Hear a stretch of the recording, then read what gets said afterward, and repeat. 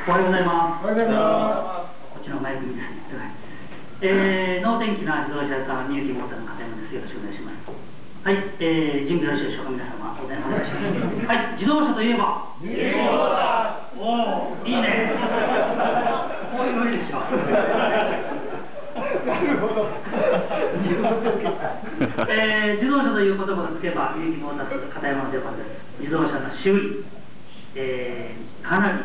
最近では地デイチューナーなんかももう来月からありますので、今日朝日新聞にそのチューナーのことが載ってまして、1万円からあると。そんな安いのあるのかなと僕も調べにかんだかなと思ったんですけども、結構高いんですね、地デイチューナーは。それで、まあ、なかなか普及してないのが現状です。